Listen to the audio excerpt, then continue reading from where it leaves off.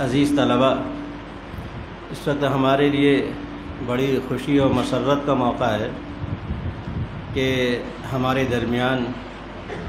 ایک ایسی شخصیت موجود ہے اس وقت جسے بین الاقوامی سطح پر بحث و تحقیق کے میدان میں اعتبار حاصل ہے، اور وہ یہیں ندوے کے ممتاز فضلہ میں شمار ہوتے ہیں۔ میری مراد جناب ڈاکٹر محمد اجمل ایوب اصلاحی ندوی، جو غالباً 1973 میں یہاں سے فارغ ہوئے اور اس کے بعد پھر 12 سال جامعہ اسلامیہ مدینہ منورہ میں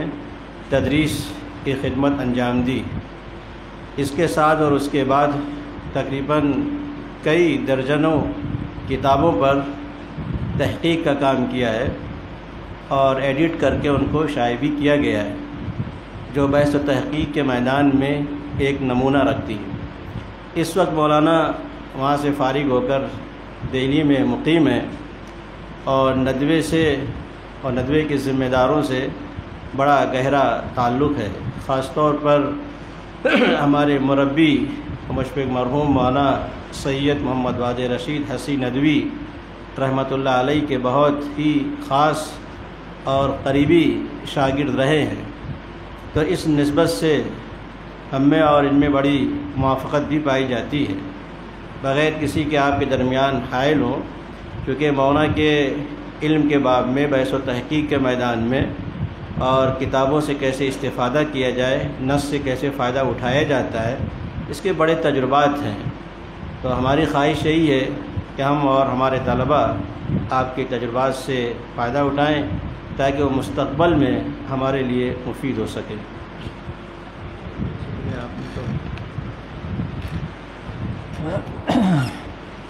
الحمدللہ رب العالمین والصلاة والسلام علی رسولہ الکریم وعلی آلہ وصحبہ اجمعین۔ عزیز طلباء، آپ میں اور ہم میں ایک بڑی قدر مشترک یہ ہے کہ ہم سب طالب علم ہیں۔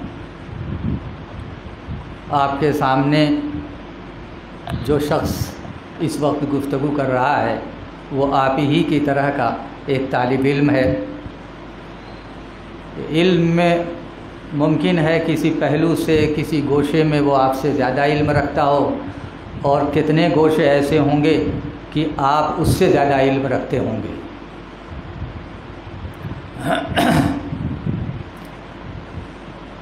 آدمی پوری زندگی طالب علم ہی رہتا ہے، اور جس وقت آدمی یہ سمجھ لے کہ اب وہ طالب علم نہیں ہے تو پھر آپ یہ سمجھیے کہ پھر وہ اس کا علم اسی وقت پھر گھٹنا شروع ہو جاتا ہے۔ اس وقت آپ کو دیکھ کر اور یہ کتابیں دیکھ کر آپ پر بہت رشک آ رہا ہے۔ ظاہر ہے میں یہاں طالب علم رہا ہوں، اور اس وقت صرف ایک ہی کتب خانہ ہوتا تھا، جو ظاہر ہے جو مرکزی لائبریری ہوگی وہی ایک کتب خانہ ہوتا تھا، اور اس کتب خانے سے استفادے کا اتنا کم موقع ہم لوگوں کو ملتا تھا کہ اگر ہماری گھنٹیاں خالی ہیں تو ان خالی گھنٹیوں میں ہم کتب خانے کا رخ کرتے تھے اور کچھ دیر بیٹھتے اور کچھ دیر پڑھتے۔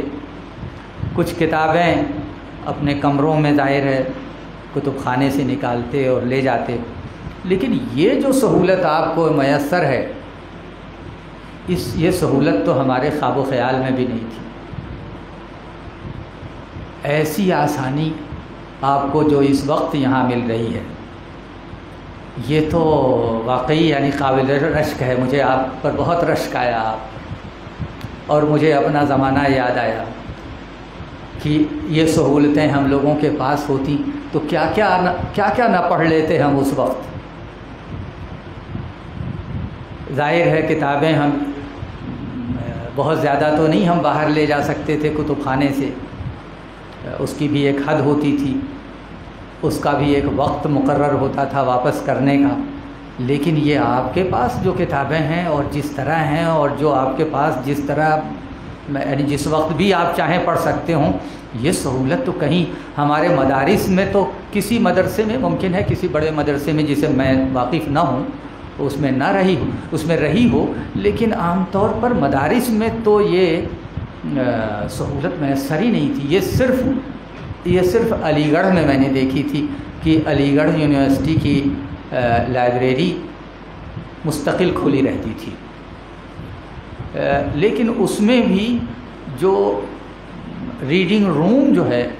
وہ البتہ یہ ہے کہ رات دن کھلا رہتا تھا۔ ریڈنگ روم میں جو کتابیں ہوتی تھیں وہ زیادہ تر وہ کتابیں ہوتی تھیں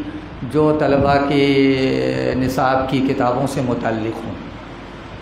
صرف علی گڑھ میں یہ بات دیکھی تھی، اور اب تو جامعہ میں بھی یہ سہولت ہے، اچھا ریڈنگ روم ہے، لیکن کسی مدرسے میں تو یہ بالکل ہی ایک نئی بات مجھے لگی تھی جب یہ میں نے سنا تھا اس کے بارے میں کئی سال پہلے کہ یہاں یہ کوشش ہو رہی ہے۔ یہ تو اس رشک کی بات ہوئی جو مجھے آپ پر ہو رہا ہے۔ اب اگر آپ نہ فائدہ اٹھائیں گے تو ظاہر ہے یہ تو اب پھر افسوس ہوگا، ظاہر ہے۔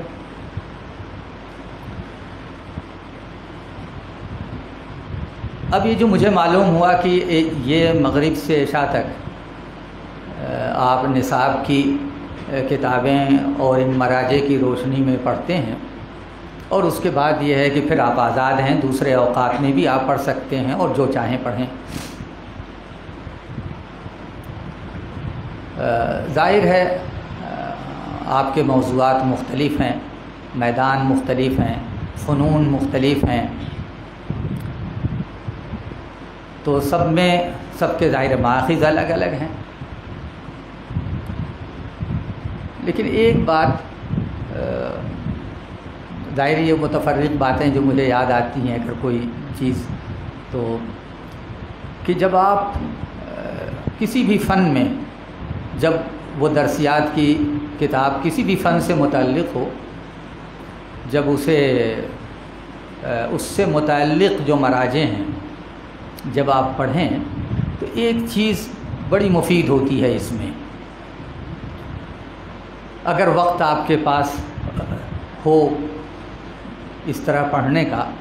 کہ آپ ان مراجع کو یا ایک تاریخی ترتیب بنا لیں کہ اگر فرض کیجئے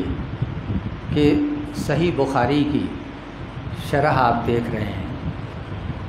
تو آپ اگر کئی شرحیں یہاں موجود ہیں تو ان شرحوں کو دیکھ لیجئے، تاریخی ترتیب بنا لیجئے کہ کس کا مصنف متقدم ہے اور کس کا مصنف متأخر ہے، اور پھر اس ترتیب سے وہی جو بحث آپ کو مطلوب ہے اور جو آپ پڑھ رہے ہیں تو اسے اسی ترتیب سے پڑھیے۔ پہلے متقدم مصنف جو ہے اس کے ہاں دیکھیے کہ انہوں نے کیا لکھا ہے، اس کے بعد والے شارح نے پھر کیا لکھا ہے، اس کے بعد والے شارح نے پھر کیا لکھا ہے، تو آپ کو بڑے یعنی یہ طریقہ کئی پہلوؤں سے بہت مفید ہے۔ ایک تو یہ ہے کہ اس سے یہ اندازہ ہوتا ہے کہ یہ بات پہلے کس نے کہی تھی شرح میں، ایک بات تو یہ معلوم ہوتی ہے کہ یہ فضیلت جو ہے کسے حاصل ہے۔ ایک اور فائدہ یہ ہوتا ہے کہ کبھی کبھی جو بعد والا مصنف ہے جب وہ پہلے والے مصنف سے نقل کرتا ہے تو نقل بین ہی نہیں کرتا، کم ہوتا ہے، بین ہی بھی نقل ہوتی ہے لیکن یہ کہ کم ہوتی ہے، اس لیے کہ اس کا اپنا ایک نہج ہوتا ہے تو وہ اختصار سے کام لیتا ہے۔ اور جب آپ یہ دونوں باتیں پہلے کے مصنف نے جو کچھ لکھا ہے اور بعد کے مصنف نے جو اسے نقل کیا ہے، دونوں کا جب آپ موازنہ کریں گے تو کبھی کبھی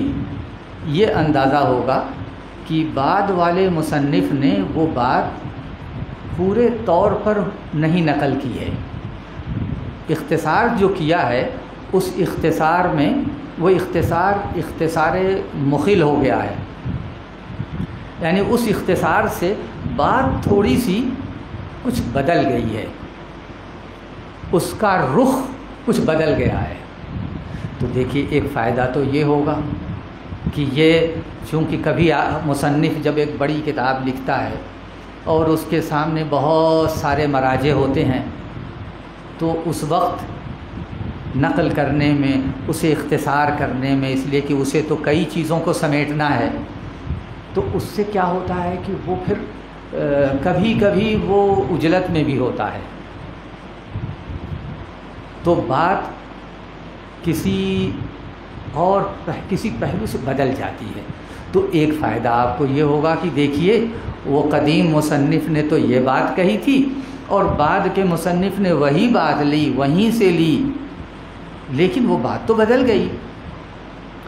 اب جب آپ تیسرے مصنف تک پہنچیں گے جو اور بعد کا ہے، تو اس نے وہ پہلے کو نہیں دیکھا ہے، اس نے دیکھا ہے دوسرے کو، اور ویسے ہی نقل کر دیا جیسے دوسرے نے نقل کی تھی، حالانکہ پہلے مصنف نے وہ بات اس طرح نہیں کہی تھی۔ یہ قصدن نہیں ہوتا، بلکہ ایسا کبھی عجلت ہوتی ہے، ایک سبب ہوتا ہے، کبھی آدمی کا ذہن اس وقت حاضر نہیں ہوتا، مختلف جو انسانی عوارض ہیں وہ سبب ہوتے ہیں۔ تو یہ ایک فائدہ بہت ہوتا ہے، اور اس سے بہت ساری اقتباسات اور نقلوں کی تصحیح ہوتی ہے اس سے۔ تو یہ ایک فائدہ اس میں یہ ہوتا۔ اچھا، یہ معلوم ہوتا ہے کہ جو اوریجنل بات ہے وہ کس کی ہے۔ تو اوریجنل جو شرح ہے، جو پہلا شارح تھا اور جس نے وہ بات کہی تھی، یہ سوچی تھی، وہ آپ کے سامنے اصل شکل میں سامنے آتی ہے، اور پھر یہ جو بعد کے لوگوں میں وہ کسی وجہ سے کوئی خلل پیدا ہو گیا ہے تو وہ اس خلل کا بھی اندازہ ہوتا ہے۔ تو اس طرح ان شرحوں کی تصحیح بھی ہو جاتی ہے۔ تو پڑھنے میں ایک طریقہ، یعنی یہ دوسرے جو مراجع ہیں ان مراجع کے مطالعے میں یہ ایک فائدہ بہت غیر معمولی فائدہ ہوتا ہے۔ اچھا، اس سے پھر ان مراجع کا کہ آپس کے تعلقات پر کا اندازہ ہوتا ہے کہ یہ کبھی کبھی یعنی یہ گتھم گتھا ہوتے ہیں آپس میں، یہ مراجع جو ہیں وہ گتھم گتھا ہوتے ہیں، ان کی معلومات جو ہیں وہ اس طرح آپس میں گڑمڑ ہوتی ہیں۔ ان ساری چیزوں کا اندازہ اس وقت ہوتا ہے جب ایک تاریخی ترتیب سے آپ پڑھیں۔ اگرچہ اس میں زحمت یہ ہوتی، ضروری نہیں ہے کہ وہ ایسی سب کتابیں موجود بھی ہوں، یعنی یہ تو میں نے اس لیے بھی ذکر کیا کہ ہو سکتا ہے کہ ایک ہی کتاب کی 3 شرحیں آپ کے پاس موجود ہیں، تو بس وہ انہیں رکھ دیجئے، ایک ترتیب دے دیجئے کہ پہلی کون ہے، دوسری کون ہے، تیسری کون ہے، پھر اس سے اندازہ ہو کس نے نئی بات کہی ہے، کیا وہی باتیں دہرا دی ہیں۔ ایسا کبھی کبھی اندازہ ہوگا کہ وہی باتیں تو سب نے کہہ دی، تو بعد کے شارح نے کیا اضافہ کیا، تو نئی بات کس نے کہی تھی، وہ پہلا آدمی کون تھا جس نے یہ بات کہی تھی، پھر اس کی قدر و اس سے پھر مختلف شرحوں کی مختلف قدر و قیمت بھی واضح ہوتی ہے۔ تو یہ ایک فائدہ اس طرح سے پڑھنے میں ہوتا ہے، اور آدمی میں پھر تھوڑا سا تحقیق کا رجحان پروان چڑھتا ہے۔ اس سے یہ جو فرق معلوم ہوتے ہیں، امتیاز معلوم ہوتا ہے کہ اس شرح کا یہ امتیاز ہے، اس شرح کا یہ امتیاز ہے، انہوں نے یہ پہلی بار یہ بات کہی ہے، تو پھر آدمی کو دلچسپی بھی ہوتی ہے، اور اس کے گوناگون فائدے اس طرح سے مطالعہ کے ہوتے ہیں۔ یہ تو ایک پہلو ہوا، ایک بات ہوئی۔ ایک بات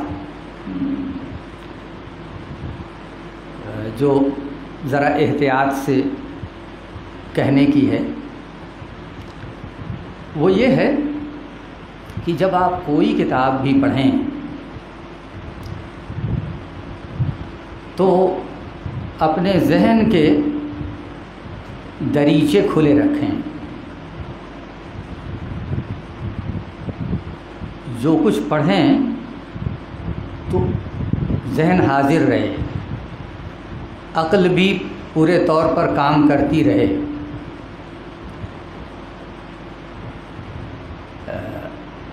یہ سوچتے رہیں کہ یعنی یہ بات جو لکھی ہوئی ہے کسی شرح میں، کسی اور اس میں مرجع میں، وہ بات ٹھیک تو ہے نا، اس میں کہیں کوئی شک و شبہے کی کوئی گنجائش تو نہیں ہے۔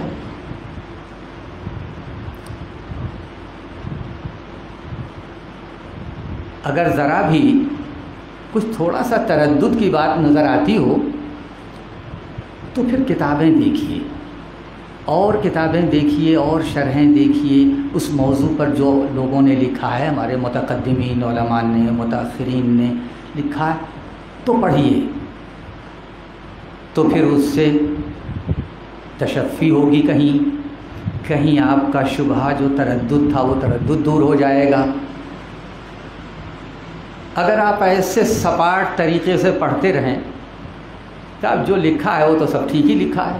یہ فرض کر کے وہ ٹھیک لکھا ہوگا، ایسا نہیں ہے کہ آپ شروع سے شکی بن کے پڑھنا شروع کر دیں، اس کا کوئی فائدہ نہیں ہے۔ یہ مقصد یہ نہیں ہے، لیکن مقصد یہ ہے کہ ذہن کھلا رہے، دماغ کام کرتا رہے، اور غور سے پڑھیں، ورنہ یوں پڑھنے سے آدمی کبھی ایسا ہوتا ہے کہ معلومات اس نے دیکھی اور وہ گزرتا چلا گیا، اور وہ معلومات اس کے ذہن میں پھر وہ باقی نہیں رہتی۔ لیکن اگر ہوش سے پڑھیں اور ذرا سا غور سے، بہت غور سے، ہوش سے پڑھیں، ہر بات کو ذرا سا اس پر سوچیں، تو اس طرح اگر پڑھیں گے، اور اس کے بعد ظاہر ہے اس طرح سے پڑھیں گے، اس طریقے سے، تو پھر دوسری کتابیں بھی پڑھنے کی آپ کو ضرورت محسوس ہوگی کہ ذرا یہ کتاب بھی تو دیکھ لیں، فلاں نے اس موضوع پر لکھا ہے، وہ بھی تو دیکھ لیں۔ تو جب اس طرح آپ پڑھیں گے تو پھر ایک آپ کے پاس جو ایک علم آئے گا وہ تھوڑا سا کچھ وسیع بھی ہوگا، کچھ پختہ بھی ہوگا، کچھ گہرا بھی ہوگا، اور وہ پھر باقی رہتا ہے۔ یہ جو ہم لوگوں کے یہاں ایک طریقہ یہ رہا ہے کہ درجے میں جانے سے پہلے اس کتاب کا مطالعہ کرنا چاہیے، جو کتاب ہم درجے میں پڑھیں گے، درجے میں جانے سے پہلے ہم اپنے گھر پہ، اپنے کمرے پہ، ریڈنگ روم میں، یہاں اس کا اچھی طرح مطالعہ کریں، تو اس کا فائدہ بھی یہی ہوتا ہے۔ اگر وہ مطالعہ ذرا ڈھنگ سے کیا جائے تو پھر وہ بعد میں جو کہا جاتا ہے کہ اس کے الگ الگ نام ہیں مختلف جگہوں پر، کہیں تکرار اس کا نام ہے، دہرانے کا، تو بہت زیادہ اس کی ضرورت نہیں پڑتی اگر آدمی نے بہت غور و فکر سے مطالعہ کیا ہے اس سبق کا، جس سبق کو اسے وہاں پڑھنا ہے۔ پہلے تو یہ کتابیں نہیں ہم لوگوں کے پاس ہوتی تھیں، سبق تو بس جو کتاب ہوتی تھی اسی میں جو کچھ بھی پڑھتے اسی میں پڑھتے۔ اب آپ کے پاس یہ جو سہولت حاصل ہے تو آپ اس موضوع پر جو آپ درجے میں پڑھنا ہے، اس موضوع پر آپ مختلف کتابوں کا جو مطالعہ آپ کر کے جائیں گے اور کریں گے، تو وہ جو اس سبق میں جو چیز ہے یا اس کتاب میں جو جتنا کچھ ہے مواد، اس کے علاوہ آپ کے پاس اتنا اچھا خاصا مواد آپ کے ذہن میں ہوگا، تو پھر بہت زیادہ اس کے دہرانے اور یاد رکھنے کی ضرورت نہیں پیش آئے گی، وہ آپ کو خود بخود وہ چیزیں یاد رہیں گی۔ تو اس طریقے سے پڑھنے کا فائدہ یہ ہے، اور وہ جو میں نے کہا کہ ذرا ذہن کے دریچے کھلے رکھیں تو اس کا فائدہ بہت ہوتا ہے، اور تحقیق وغیرہ میں ذہن کے دریچے کو کھلا رکھنا بہت ضروری ہے۔ آپ نے اگر فرض کر لیا، اس طرح پڑھ رہے ہیں، فرض یہ کر لیا کہ فلاں نے جو لکھا ہے وہ بالکل درست ہے، اب وہ فلاں نے پھر دوسرے فلاں نے جو لکھا وہ تو اس کے خلاف لکھا ہے، تو پھر کیا ہوگا؟ آپ نے ان کو درست مان لیا ہے تو پھر ان کا کیا ہوگا جو دوسرے صاحب نے لکھ رکھا ہے اور وہ اس کے تو خلاف لکھا ہے۔ خاص طور پر ہم لوگوں کو یعنی دوسرے فنون میں بھی یہ چیزیں آتی ہیں، لیکن ادب میں تو خاص طور پر یہ اس طرح کے مسائل سامنے آتے ہیں۔ اچھا، ایک چیز اور بھی ہے، وہ جو مراجع یعنی جو آپ پڑھتے ہیں، ذرا سا یہ بھی دیکھنے کی ضرورت ہے کہ یہ جو مراجع ہیں، یہ ظاہر یہ بڑوں کو دیکھنے کی ضرورت ہے، اساتذہ کو، کہ ان کے اچھے ایڈیشن ہونے چاہیے، یعنی مستند ایڈیشن ہونے چاہیے۔ عام مطالعے میں تو خیر کوئی بات نہیں ہے، لیکن کبھی کبھی یہ جو تجارتی ایڈیشن ہوتے ہیں، جنہیں اردو میں بازاری ایڈیشن بولتے ہیں، تو ایسے ایڈیشن ہوتے ہیں کہ ان میں اتنی غلطیاں ہوتی ہیں کہ پھر وہ آپ کے لیے بڑی مشکل پیدا ہوتی ہے۔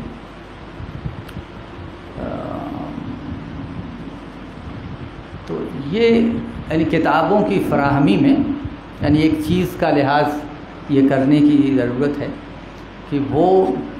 کتابوں کے ذرا مستند ایڈیشن ہوں۔ ادھر عالم عربی میں بہت ساری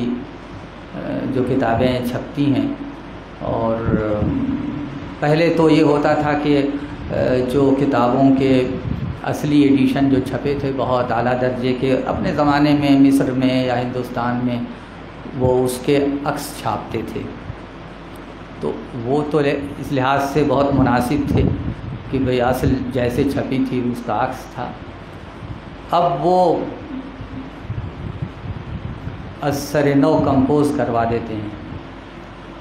اور کمپوز کروانے کے بعد پھر اس کی پروف ریڈنگ کا کوئی اعتبار نہیں ہوتا۔ اس کی وجہ سے بے شمار غلطیاں ان کتابوں میں آ گئی ہیں۔ یہ ایک بڑا مسئلہ ہے، لیکن یہ آپ کا مسئلہ تو ہے، لیکن آپ سے پہلے اب جو لوگ بیچارے کتابیں حاصل کرتے ہیں، ان کے مسائل، ان کی اپنی مشکلات، ان کا مسئلہ ہے۔ اس زمانے میں آپ کاغذ بہت اچھا ہوگا، جلد بہت خوبصورت ہوگی، لیکن وہ ایڈیشن بالکل ناقابل اعتبار ہوگا۔ تو یہ ایک بڑی دقت ان ایڈیشنوں کی ہے جو اس وقت وہاں چھپ رہے ہیں۔ اور اب جب ان کا آپ مطالعہ کرتے ہیں تو معلوم یہ ہوتا ہے کہ وہ تو اس میں ایک پیراگراف غائب ہے، لیکن کہیں پتہ ہی نہیں چلے گا کہ وہ پیراگراف غائب ہے، وہاں سے ایک صفحہ غائب ہے۔ ایک بار ہمارے مخدوم حضرت مولانا ابوالحسن علی ندوی رحمۃ اللہ علیہ، ایک بار انہوں نے مجھے حکم دیا کہ ابن کثیر کی البدایہ والنہایہ سے ایک اقتباس نقل کرنا تھا مجھے۔ تو میں کتب خانے آیا اور وہاں سے، آپ جانتے ہیں البدایہ والنہایہ مشہور کتاب ہے حافظ ابن کثیر کی تاریخ پر، تو وہ تو مجھے ملا نہیں اس جلد میں جس جلد کا مولانا نے ذکر کیا تھا۔ تو آپ یہ سمجھیں کہ وہ 8 صفحے ایک جلد کے انہی صفحات کے جو نمبر ہیں اسی ترتیب سے دوسری جلد میں لگے ہوئے تھے، اور اس جلد کے 8 صفحے اس جلد میں لگے ہوئے تھے۔ ترتیب بالکل ٹھیک تھی، جو صفحات کی ترتیب تھی وہ بالکل ٹھیک چل رہی تھی، اس سے بالکل اندازہ نہیں ہوتا تھا کہ یہ غلط جگہ پہ لگا ہوا ہے، لیکن وہ دوسری جلد میں لگا ہوا تھا۔ اب اگر آپ ان معلومات کو، ظاہر ہے وہ کسی اور صدی سے متعلق تھیں، وہ دوسری جگہ کسی اور صدی سے متعلق تھیں، وہ تو تاریخ کی کتاب تھی، اگر آپ ایسے ہی نقل کر دیں تو معلوم ہوا کہ آپ نے 6 صدی ہجری کی جو بات تھی وہ آپ نے 3 صدی ہجری میں پہنچا دیا، 300 سال پہلے آپ نے اسے پہنچا دیا۔ تو یہ ہوتا ہے اس طرح کے ایڈیشنوں سے جو نقصانات ہوتے ہیں وہ یہ ہوتے ہیں۔ وہ چلیے اس پر تو میں گفتگو کبھی اور کروں گا، لیکن یہ ہے کہ یہ بھی ایک خیال رکھنا چاہیے کہ جو آپ اب وہ جو کتابیں ہوں عربی کی، خاص طور پر اردو میں بھی اس کا اندیشہ ہے۔ اردو کی ایک مثال آپ کو بتاتا ہوں کہ علامہ اقبال کے 2 مجموعے، ان کی شرح ہمارے ایک دوست مولانا وقار عظیم ندوی صاحب ریاض میں رہتے تھے، ان کے پاس تھی، اور انہوں نے مجھے دی، کسی وجہ سے میں نے دیکھی انہی کے پاس۔ تو صاحب وہ دیکھا میں نے، یہ اب دیکھیے علامہ اقبال کی شرح ہے اور وہ یہاں چھپی ہوئی ہے دلی میں، وہ آپ کہیں بھی اتفاق سے علامہ اقبال کی کتاب کی شرح ہیں وہ یوسف سلیم چشتی صاحب کی یہاں بھی آ سکتی ہیں، اس لیے کسے اندازہ ہے کہ اس میں کیا ہے۔ اس شرح میں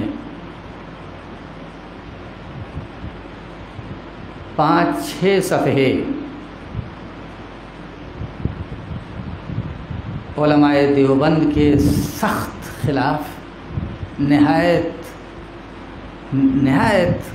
خراب باتیں اس میں لکھی ہوئی ہیں، اور وہ اس شرح کے اندر موجود ہے۔ اب وہ میں اتفاق سے میں دیکھنے لگا تو وہ یہ صفحات آئے، تو یعنی اب دیکھیے ایک بات تو یہ ہے کہ ایک صاحب تو یوں پڑھیں اور اس کے بعد اس کے جو شارح ہیں علامہ اقبال کے پروفیسر یوسف سلیم چشتی صاحب، ان کو گالیاں دینا شروع کر دیں کہ صاحب یہ چشتی بھی عجیب و غریب آدمی ہے، وہ علماء دیوبند کی ایسی برائی کر رہا ہے۔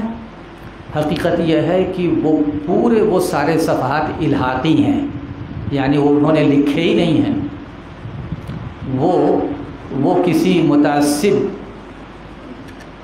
متعصب اہل حدیث نے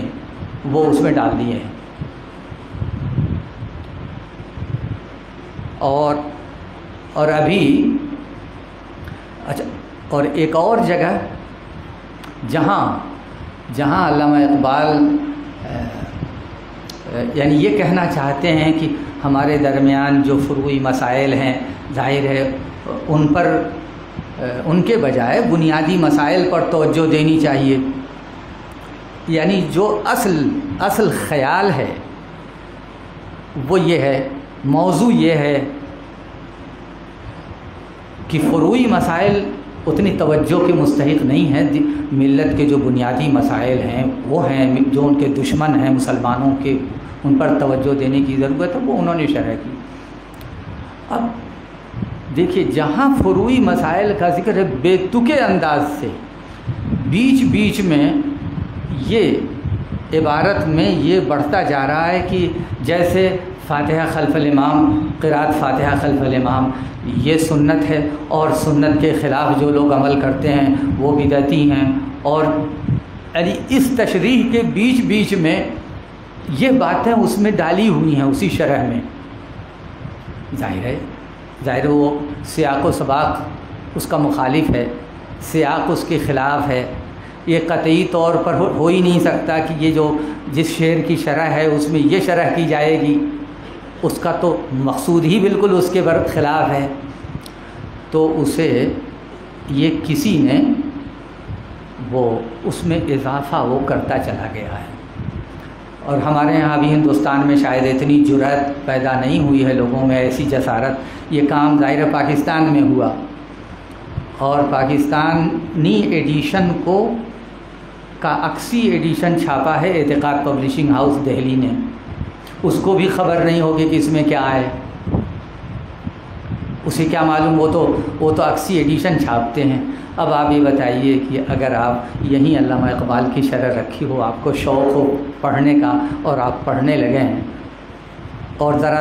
ذہن کو حاضر نہ رکھیں۔ میرا کہنے کا جو مقصد تھا وہ یہ کہ ذہن کو متحرک رہنا چاہیے، ساکت نہیں رہنا چاہیے پڑھتے وقت کوئی بھی کتاب۔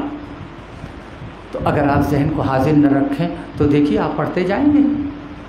اور واقعی یہی سمجھیں گے کہ انہوں نے لکھا ہوگا۔ ہم نہیں سمجھ پا رہے ہیں کہ کیوں لکھا ہوگا، سیاق ہم سے زیادہ وہ پڑھے لکھے آدمی ہیں، وہ مصنف ہم سے زیادہ قابل ہیں، وہ سیاق و سباق، ہم کیا، اب ہم تو نئے طالب علم ہیں، ہم کیا سمجھیں؟ یہ بات نہیں ہے۔ آپ نئے طالب علم ضرور ہیں، ہم نئے طالب علم ضرور ہیں، لیکن ہم اپنی عقل کو طاق پر نہیں رکھیں گے، ہم اپنی عقل کو ساتھ میں رکھیں گے، اور ایسی جگہوں پر یعنی ذرا سا ٹھہریں گے، ٹھٹکیں گے، تھوڑا سا ٹھہریں گے، سوچیں گے، اور پھر دیکھ لیں گے۔ وہ تو تحقیق کیجیے گا تو پتہ چل جائے گا۔ تو ایسا بھی معاملہ ہوتا ہے۔ اب چونکہ علامہ اقبال ظاہر ہے پاکستان میں علامہ اقبال کی ظاہر ہے کتابیں سارے ہر جگہ رائج ہیں، کالجوں میں اور یہاں، تو وہ جن صاحب نے یہ حرکت کی انہوں نے لوگوں کی ہدایت کے لیے یہ بیچ میں یہ الفاظ اور یہ جملے اور یہ سب بڑھا دیے۔ تو یہ تو اردو کی ایک ایڈیشن کی ایک مثال بنتی۔ یہ عربی میں بھی ہوتا ہے، یہ عربی میں بھی ہوتا ہے، اور بعض کتابیں مکمل طور پر جعلی کتابیں ہیں، یہ عربی میں بھی ہے۔ اردو، چلیے ایک مثال فارسی کی دے دیتے ہیں آپ کو کہ حضرت خواجہ معین الدین چشتی رحمۃ اللہ علیہ کے نام سے ایک دیوان چھپ رہا ہے، ان کی کلیات فارسی کی چھپ رہی، بڑے زور و شور سے اور بڑے اہتمام سے، اور اس کی شرح بھی لکھی گئی ہے، بہت خوبصورت ضخیم چھپ رہی ہے اور لوگ بڑے شوق سے پڑھ رہے ہیں، جس کا کوئی تعلق خواجہ معین الدین چشتی سے نہیں ہے۔ ایک دوسرے معین الدین ایک شاعر تھے، وہ ان کا دیوان ہے، لیکن اگر ان کے نام سے چھاپ دیا جائے تو کون خریدے گا؟ اب وہ حضرت خواجہ معین الدین چشتی کے نام سے چھپی ہے تو ظاہر ہے پھر تو کوئی ان کے معتقدین چاہے وہ فارسی جانتے ہوں نہ جانتے ہوں، یہ کافی ہے کہ وہ ان کے گھر میں رہنی چاہیے۔ خواجہ اجمیری کا دیوان ان کے گھر میں رہے گا تو برکت ہوگی، وہ اس کا سمجھنا کوئی ضروری نہیں ہے، یہ تو ایک الگ مسئلہ ہے۔ لیکن بنیادی طور پر آپ اس کتاب جو ان کی ہے نہیں،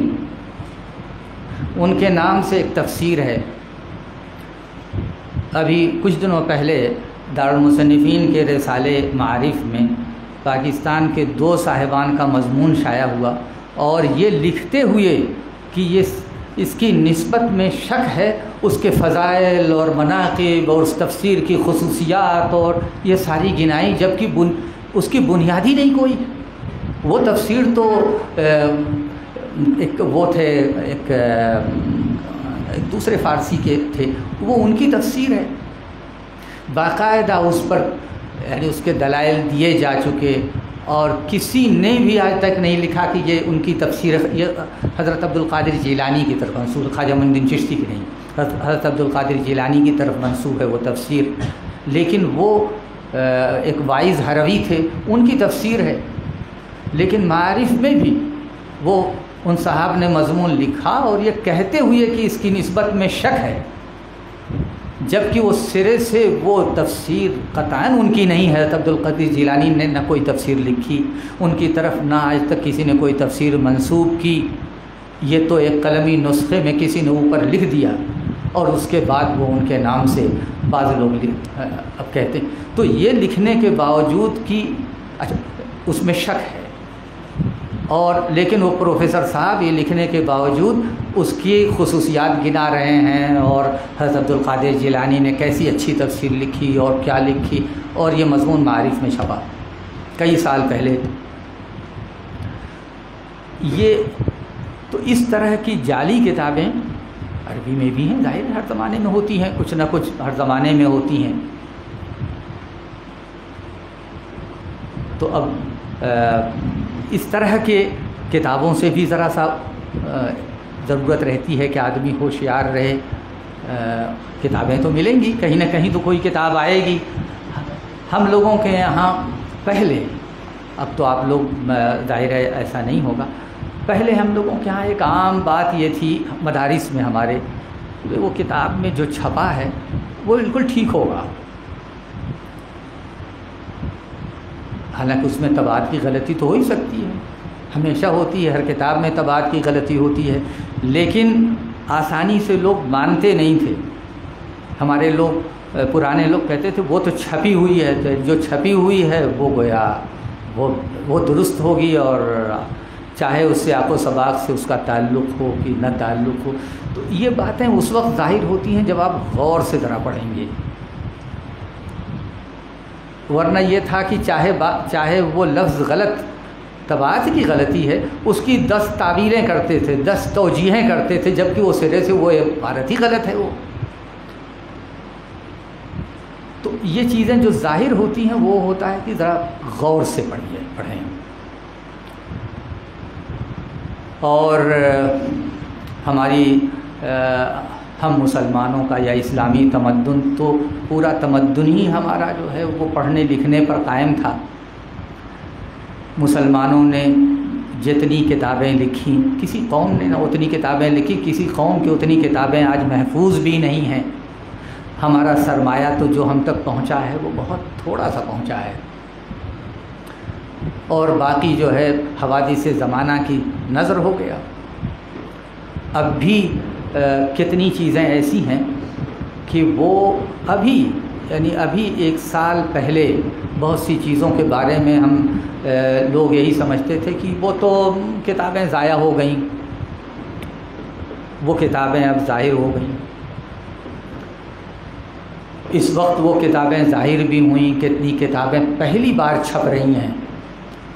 اس لیے کہ کہیں وہ دبی پڑی تھیں. کتنے کتب خانے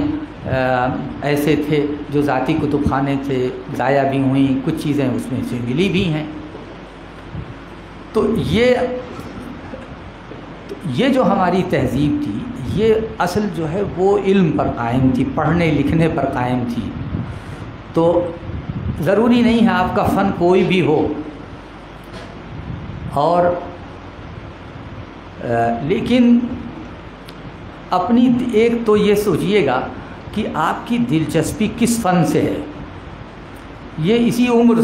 عمر سے سوچئے کہ آپ کا شوق جو ہے، یہ ذرا اندازہ لگائیے گا کہ آپ کو کس فن سے زیادہ آپ کو دلچسپی اس میں لگتی ہے. آپ اس کی کتابیں پڑھتے ہیں تو شوق ہوتا ہے، شوق سے پڑھنے کے قائل. دوسرے فن کی کتابوں میں وہ دلچسپی نہیں ہوتی، اگرچہ ضرورت اس کی ہے، اس کا تقاضا ہے ضرورت کا، وہ تو پڑھیں گے آپ. لیکن ایک چیز یہ ذہن میں رکھیے، جس فن سے آپ کو زیادہ شوق ہو اس فن پر ہی آپ بعد میں آگے آپ اس فن پر توجہ ضرور دیجئے. تو اس کا فائدہ یہ ہوگا کہ اس فن میں آپ بہت آسانی سے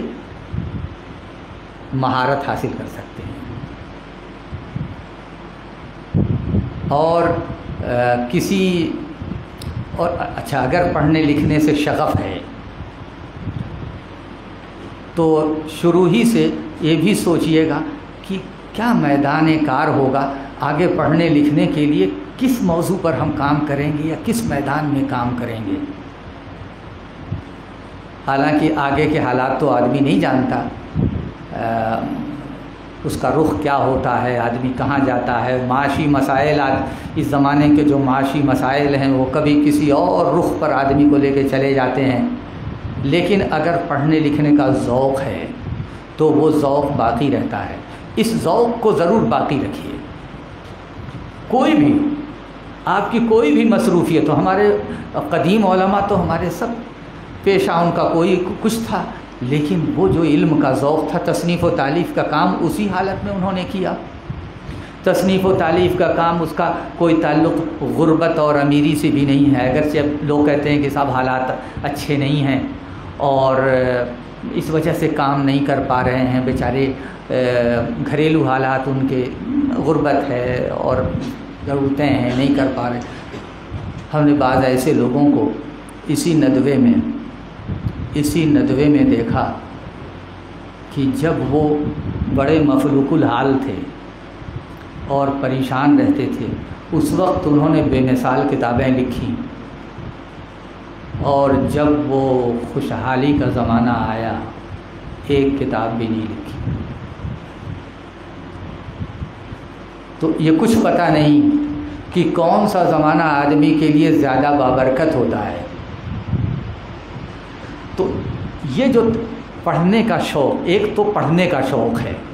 ایک دوسرا تصنیف و تالیف کا شوق ہے۔ بہت سے لوگوں کو صرف پڑھنے کا شوق ہوتا ہے، تصنیف و تالیف سے کوئی لگاؤ نہیں ہوتا، تو مزاج ہوتا ہے الگ، لیکن کم سے کم پڑھنے لکھنے کا شوق تو ضرور ہونا چاہیے، اور آدمی کو وہ میدان منتخب کر لینا چاہیے، یعنی آگے کے لیے یہ اندازہ کر لینا چاہیے کہ اس کی دلچسپیاں کس طرف ہیں، کس فن سے اس کو زیادہ شغف ہے، اور اس کے بعد پھر وہ ایک خاص ڈھنگ سے، ایک خاص ترتیب سے پوچھ کر اپنے اساتذہ سے دریافت کر کے، اور جو اس فن کے جو محققین ہیں، جو ان کی کتابیں دیکھ کر، پھر وہ اس کے جو مراجع ہیں اور جو کتابیں ہیں، پھر انہیں پڑھنا چاہیے۔ تو اس میں اس کو انشاءاللہ اس میں وہ کوئی بڑا کام آپ کر سکتے ہیں، اس میں کوئی نیا کام کر سکتے ہیں، اس لیے کہ نیا کام یا بڑا کام اس وقت آدمی کرتا ہے جب وہ اس فن سے پر اس کا ایک کہیے کنٹرول تو ذرا مشکل ہوتا ہے، لیکن یہ ہے کہ بہرحال اس میں ایک خصوصی مہارت اسے حاصل ہو جاتی ہے۔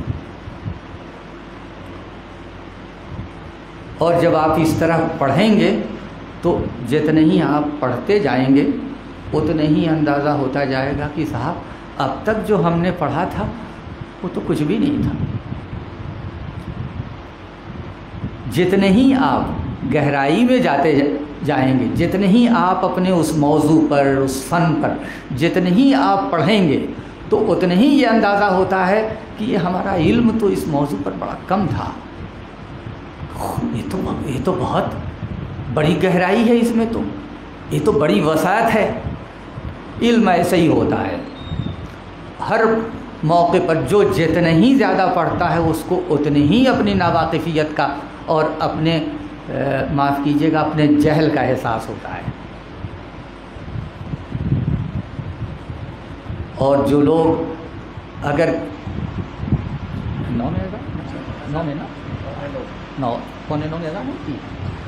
اب یہ کچھ دیکھیے متفرق باتیں، اس کو آپ آشفتہ بیانی کہہ لیجئے، اردو میں اسے آشفتہ بیانی کہتے ہیں۔ یہ کچھ متفرق باتیں تھیں جو ایک طالب علم نے آپ طالب علموں سے کہیں، تو اللہ تعالیٰ سے دعا ہے کہ ان میں فائدہ مجھے بھی ہو اور آپ کو بھی ہو، آمین۔ وآخر دعوانا الحمدللہ رب العالمین۔